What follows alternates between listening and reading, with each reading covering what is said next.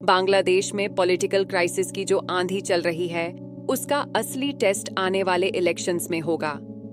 मैं चित्रलेखा आपको बताने जा रही हूं कि क्यों यह इलेक्शंस बांग्लादेश के डेमोक्रेटिक फ्यूचर के लिए क्रूशियल हैं। पूर्व प्रधानमंत्री शेख हसीना ने अपनी एक्सप्लोसिव ऑडियो मैसेज में इंटरिम चीफ मोहम्मद यूनुस पर सीरियस एलिगेशंस लगाए हैं।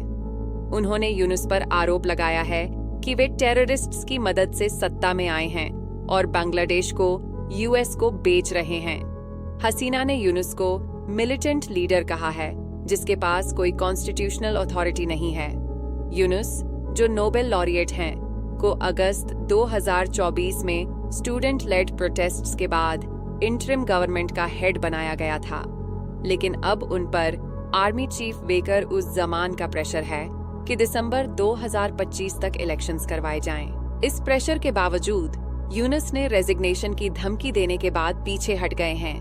उन्होंने मल्टीपल पॉलिटिकल पार्टीज के लीडर्स से मीटिंग के बाद अनाउंस किया है कि इलेक्शंस दिसंबर 2025 से जून 2026 के बीच होंगे, लेकिन यह टाइमलाइन आर्मी और अन्य पॉलिटिकल पार्टीज को सैटिस्फाई नहीं कर रहा। सबसे कंट्रोवर्शियल डिसीजन है अवामी लीग पर बैन लगाना। हसीना ने इसे अनकॉन्स्टिट्यूशनल और इलीगल करार दिया है। उन्होंने सवाल उठाया है कि किसी अनइलेक्टेड लीडर को कॉन्स्टिट्यूशन के साथ खिलवाड़ करने का अधिकार कैसे है। यूनुस की गवर्नमेंट का कहना है कि अवामी लीग बैन के बाद से कंट्री वॉर लाइक स्टेट में है, लेकिन क्रिटिक्स का कहना है कि यह डेमोक्रेटिक स्पेस को श्रिंक करने का अटेम्प्ट है। बांग्लादेश के सभी मेजर पॉलिटिकल लीडर्स यूनाइटेड हैं कि इलेक्शंस विदाउट डिले होने चाहिए और अनाउंस्ड रोड मैप को स्ट्रिक्टली फॉलो करना चाहिए। बीएनपी समेत अन्य पार्टीज का कहना है कि prolonged interim period democratic legitimacy को हार्म करता है। इधर हसीना के बेटे सजीब वाजिद ने भी यूनुस पर शार्प अटैक किया है। उन्होंने यूनुस को डिक्टेटर कहा है और आरोप लगाया है कि उनकी पॉलिटिक्स ऑफ वेंजेंस से करंट क्राइसिस पैदा हुआ है।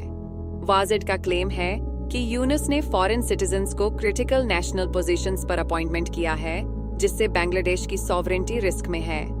उन्होंने कहा है कि की पोजीशंस जैसे national security adviser, special envoy और बीडा हेड पर ऐसे लोग हैं जिनकी फॉरेन टाइज हैं।